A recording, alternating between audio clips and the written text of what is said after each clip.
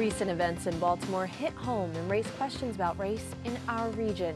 We turn our attention to this very important issue. Stay tuned for a Focus special report and panel discussion with community leaders. The Lehigh Valley responds right now on this Focus special report. Funding for this Focus special report is provided by Univest, banking, insurance, investments, Fellowship Community, continuing care with spirit, and by viewers like you. Thank you.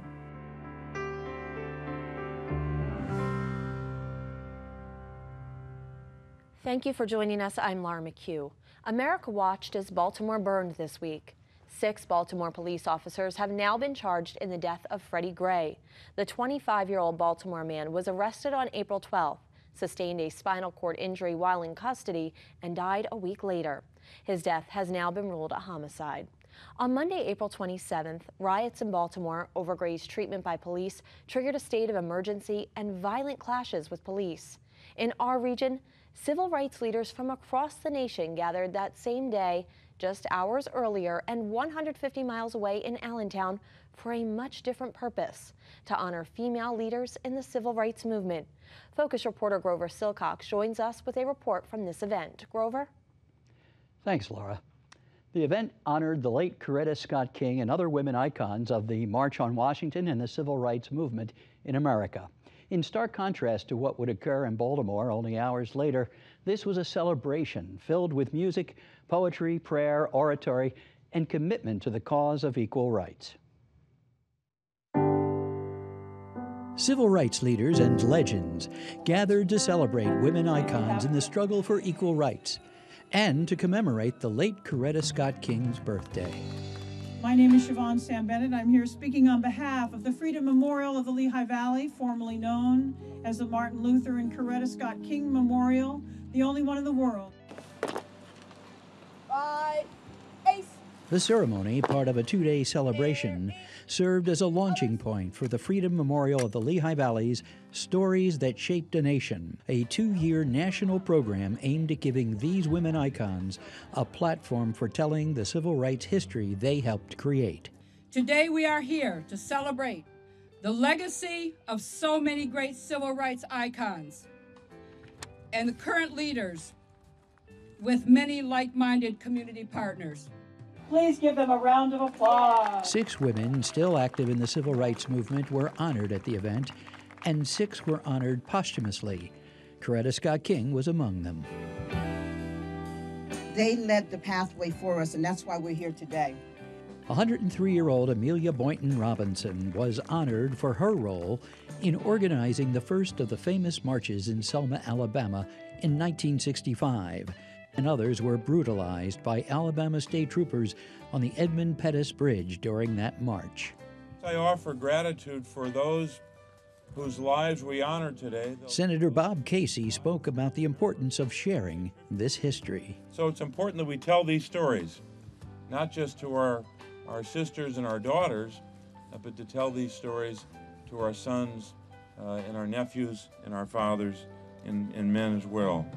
Everything should be equal, but it is not. I'm the great-granddaughter of a slave.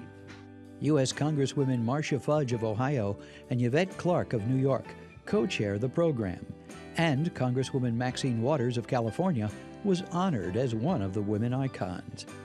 The fact that Allentown, Pennsylvania would have us here celebrating our work and our contributions and moralizing us into the sidewalk here where they have the great statue of both Dr. Martin Luther King and Coretta Scott King is absolutely awesome.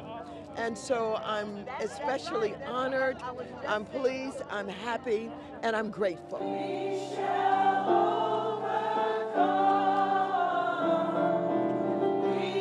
The tribute to these iconic women concluded with an iconic song, In the Struggle for Civil Rights.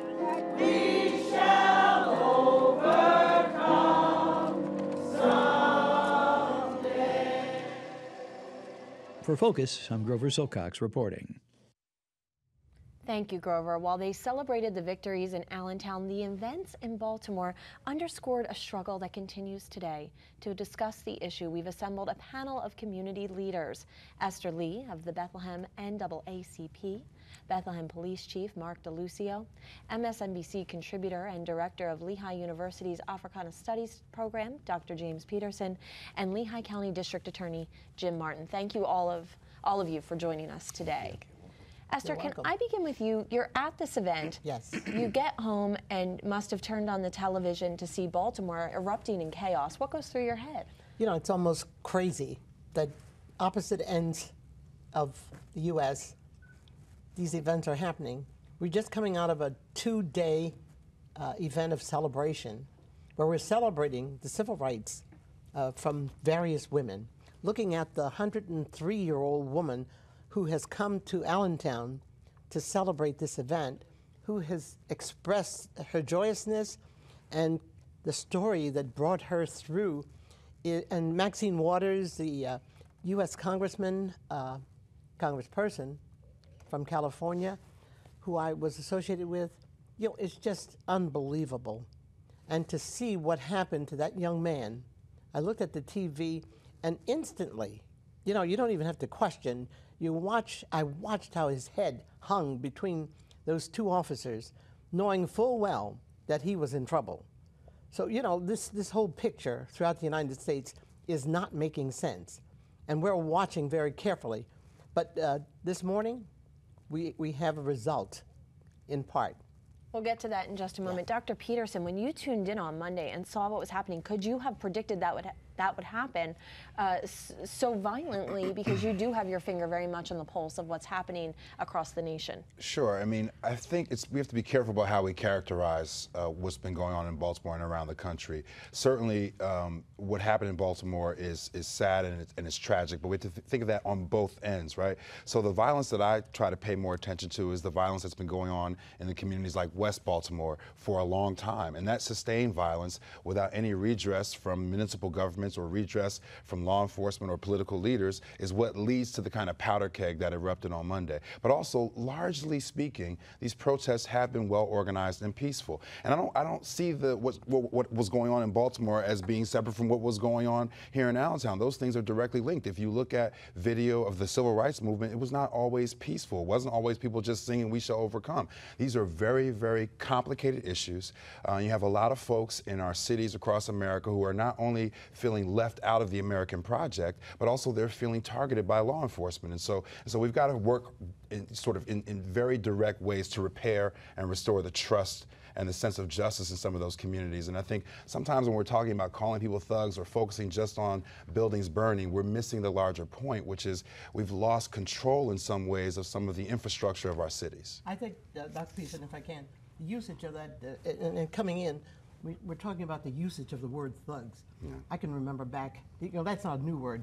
I detest the fact that society somehow comes along and decides to inject a word that's been used for years and years.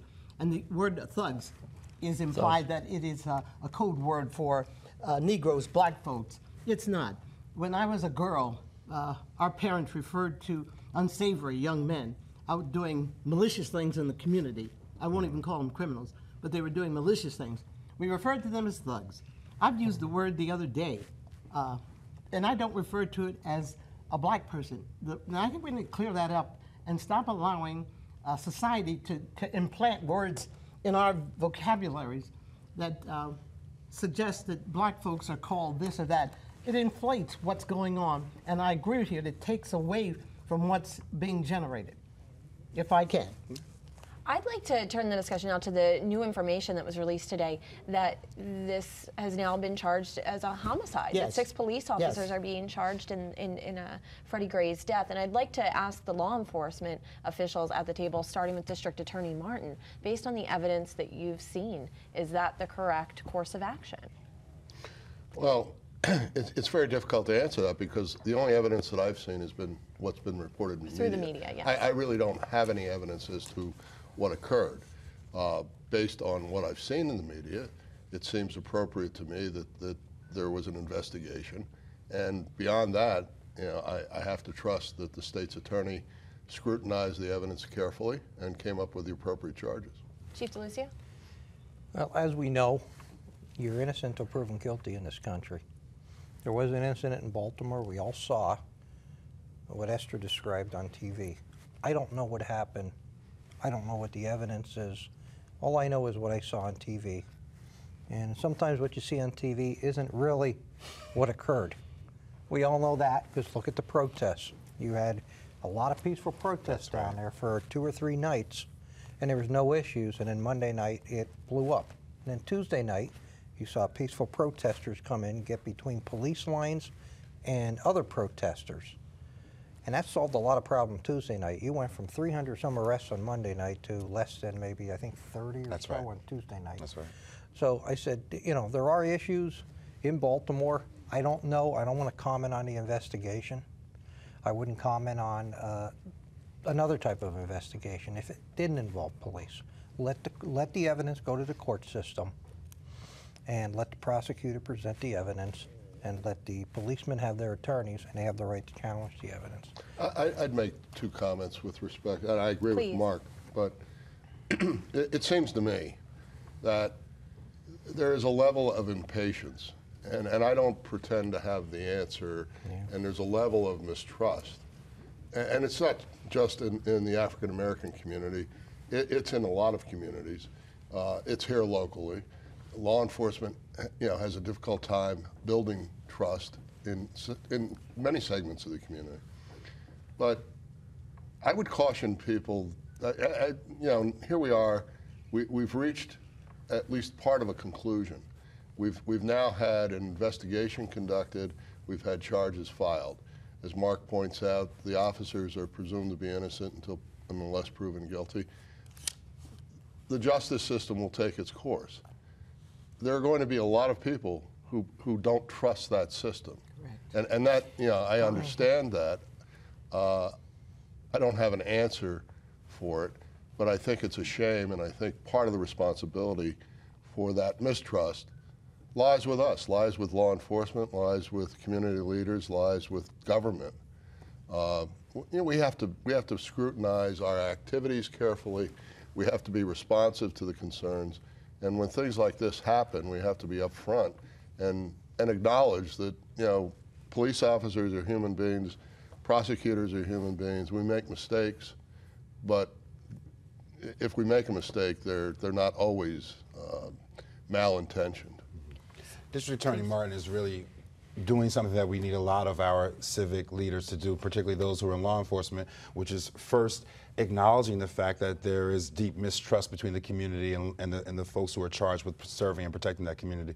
You know, the chief and I did a program earlier this year in the public library where we just sat and talked with hundreds of people from the region about some of these issues. And I think what we both realized on that panel is that the community needs an opportunity and platform to articulate the frustration and the distrust. And I think some of that, again, begins with people saying, hey, we understand we're human, we understand mistakes get made, and transparency going forward is probably going to be the way to heal some of these things. But we also have to be smart about this and understand that when you look at something on TV, you see Baltimore, you think, wow, that's crazy what's going on over there. But Baltimore really is indicative of larger problems across this nation. And there are policies. Sometimes there's individuals who behave badly, but there are also some policies that just are not as effective anymore in terms of how we need to not just police communities, but how we serve and protect certain communities. And so there's been a lot of talk and a lot of critique of the war on drugs. And I think when you look at what we've gained through that policy, and you look at the position that it puts judges in, you look at the position that it puts law enforcement in, and obviously people in the community,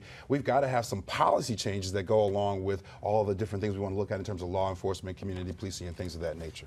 But if I can, go ahead, Chief. Go ahead. This isn't a one-item fix-all. This is not only a police. Fix the police, everything's going to be hunky-dory, okay? We have poverty, educational problems. We have drug problems, okay? Community policing issues. How do we police the different communities within a city? Okay, this is all part of the big picture. Unemployment issues. Poverty has risen in this country over the last 10 years. It should be, with the amount of money we have in this country, it should be coming down. It isn't, it's going up. The doctor here knows more of the statistics. We sat there, we listened to all those people, and we went back and forth that whole night in the library. And basically, him and me agreed on things I would never think we would be in agreement on. I figured we'd be at opposite ends of the spectrum. But, I mean, we did. And I said, how could we can agree on it as a police chief and you? And I'm looking here going, and most of these people, and they were like, it's amazing, everybody agreed on things. And I said, well, why can't we make it work then? So there's a blockage. And as part of this conversation, I'm actually starting to hear an echo of something President Obama said this week. When asked about the situation this week, President Obama said, quote, if our society really wanted to solve the problem, we could. It's just that it would require everyone saying, this is important, this is significant. Right. Since Ferguson and the task force that we put together, we have seen too many instances of what appears to be police officers interacting with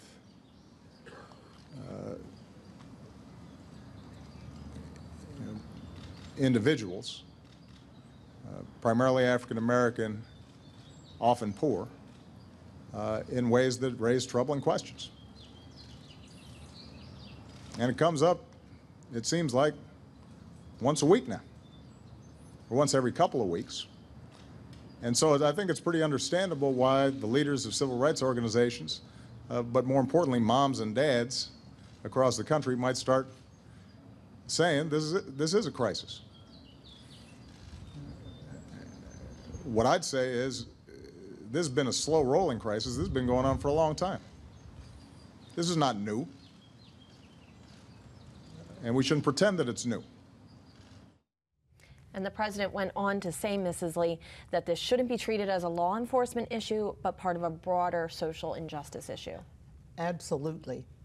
You know, in our communities, we need to get back to properly educating our kids. What I'm watching locally, and we are partnering with our Bethlehem School District, which is where I reside, and our young men, I'm going to say it's more boys, are getting out of high school without the ability to read. You know for yourself, if you can't read, you're not going to get a job, which promotes the criminal aspects. And so, you know, it seems to me that they're going from one thing to another. I hear people emphasizing poverty. Yes, poverty does come into place, because if you do not have a job, employment, then you're going to go off and commit a crime. They enter into the drug habits of selling, buying, using drugs, and you know, it becomes a role. We've got more black men in jail today than ever. And then what happens to the population? There are so many things evolving around our black men and what's happened in Baltimore. You know, people talking about mistrust. You can't trust. I love you, but I can't trust you. You know, he's law enforcement, you know, so. Well, let me follow up there. How would you characterize the relationship locally, let's say right here in Bethlehem, because you both live here in Bethlehem, the relationship between police and people living in the community? And and from the African American community with like our NACP, we come into discussions, we've had a forum with our police, you know, when the Missouri incident, for instance. How would Bethlehem react if we had all those machine guns and that paraphernalia coming into the city? And it was quite informative. But you know, we have to be careful that we don't incite that kind of action. There are police people locally, and it has to do with the heart of man, that if you cannot, and we cannot judge that, we don't know how they'll react. Chief can't tell how his officers are going to react on the street. Cops are human. They're going to react and that's what we're talking time. about. It's a human factor in We're not them. robots. You can't program to say every time this is the way you treat something. Every human being, citizens and police act different every different time. Right. And what triggers a policeman, you know, if he comes upon someone, to pull out his weapon and shoot him? You know, not one time. And what happened to the fact that you shoot him in the body, the leg? We're coming now that we shoot to kill. Well, Esther, yeah. No, it's a reference. But, you know, if it didn't happen, D.A. Martin, I wouldn't respond to it. Really, I mean, police officers are trained to shoot center mass. And that's how they're trained, that's how they react. What did you say, center? Center mass. Center mass. In the body. In the body. Yeah, the fiction of shooting somebody in the arm or the leg, that comes out of Western movies, and Well, maybe so. it's what not the I real watch. world. But it's what people watch. But that's a policy that's worth us thinking about. I You're mean, that's absolutely got to be part of the conversation That's right. and part of the discussion. Listen, all of us here at this desk have biases. If we all took an implicit bias test, we would all think that black men are more criminal, including myself. That's the way that we're raised. Some of that has to do with media, some of that has to do with history, but those are the facts that we have to deal with. Yeah. What we're wrestling with now is that those biases, in my hands, may not mean a whole lot, but in the hands of law enforcement can have critical, if not mortal, consequences. And so there are certain policies, like the one that D.A. Martin just mentioned, that we might have to review, that we might have to rethink. Sure. You know, there were certain policies in the Baltimore case that simply weren't followed. Mr. Freddie Gray should have been restrained. He should have had his seatbelt on inside that police wagon. They had multiple times to do so. They didn't do that. And so we have to take a look at the policies as well as the human element of it, because there may be some policies that we can address and reform or tweak so that that human error won't have such deadly consequences. Yeah, well, what the officers should have done when the boy complained, they should have called the paramedics. That would have solved the whole thing, and perhaps we wouldn't have this discussion. Well, I certainly don't disagree with that, Esther. I think that there was probably, and I don't know, but there's probably a policy in place in Baltimore City Police Department that would have required them to do just that. Absolutely. Yeah, I don't think that isn't arguable, but you have to keep in mind that for as many tragedies as there have been recently, there have also been a lot of justifiable police shootings. I ruled on one within the last 2 months that involved a man who assaulted his former girlfriend with a knife, stabbed her in the chest, got involved in a pursuit with police, had ample opportunity to stop and simply surrender. When he ran off the road, surrounded by 6 police officers and their vehicles, he reached into the back seat, grabbed a knife, and ran. He was put into a bear hug by an officer who was pursuing him. The officer lost his footing on the snow. The man with the knife was on top of him and stabbed the officer. He was shot two times by 2 of the police officers who were involved in the pursuit. Now, I don't think reasonable people can argue that was anything but a justifiable shooting. So you can't say that police can be handcuffed in that kind of a situation. No, I would agree, but I don't want to talk about apples and oranges, because we have the situations that go on every day. But seemingly in our world today, and I think I'm pretty objective. I've been on the world long. I've been here a long time. I think that things have gotten out of hand with our young black men, starting with them as students, that our teachers, somehow we have to look and kind of look back and see how they react to our young black males when they come into their classrooms. They have the same biases that we all have, That's right. so sometimes so they see their behavior a certain way. And Chief, I can see that you want to add something. You talk about that goes back to, you have to look at the whole picture here, like we discussed in the one forum. You got to put everything on the table. This isn't just police shootings across the United States or incidents. There's upwards of 400 some police shootings across the United States where somebody's killed. Approximately about 100 some are black males. Approximately 200 and some are white males. The rest fall within those races. Those are from Department of Justice statistics. This isn't the targeting of one individual group or one individual person. But that's one factor. You want to look at that? Look at this. Let's look at what you said, our educational system. Or look at the number of police officers who are killed in a given year. Exactly. But you know what? Both black and white. Yes, sure. But I'll tell you, I'm not one.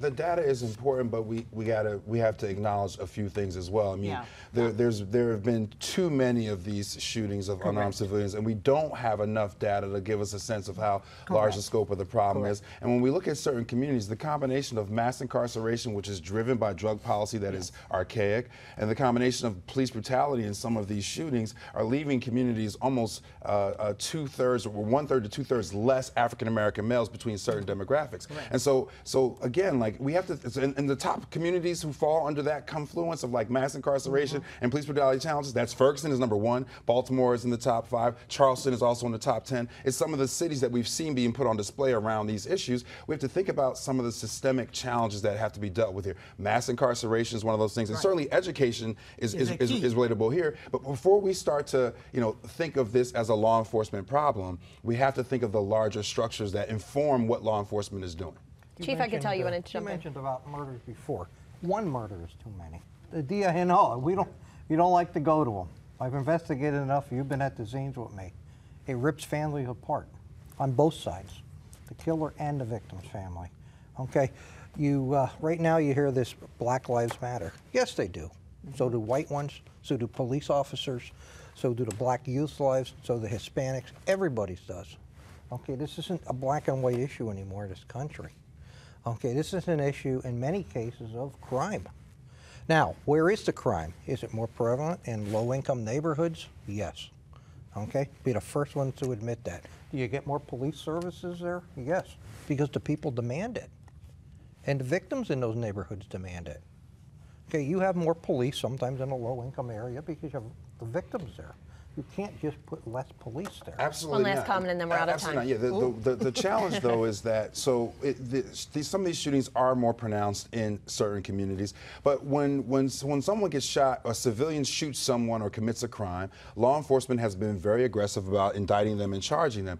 Too many of these cases have been no indictments and no charges. The officer who shot Tamir Rice, the officer who choked Eric Garner, the officer who shot Michael Brown. There are a number of different, or if you want us to look at civilian pieces, look at Trayvon Martin's shooter was also exonerated. So that's what's causing more of the tensions. Is that we've seen too many of these cases nationalized where there hasn't been the sort of wheels of justice haven't turned, which is why a lot of folk celebrated what the city attorney in Baltimore announced this morning. All right, thank you very much.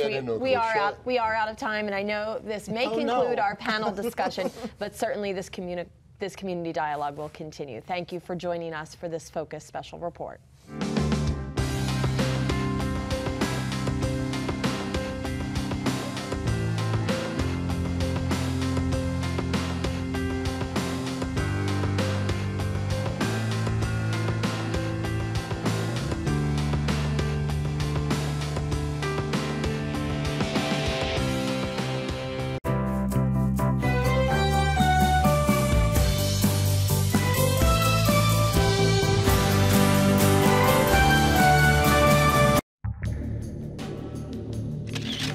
Recent hacks into Anthem, Sony, and Target reveal that cybersecurity is more important than ever. Join us on Lafayette Lens for a look inside cyberspace. What's the value of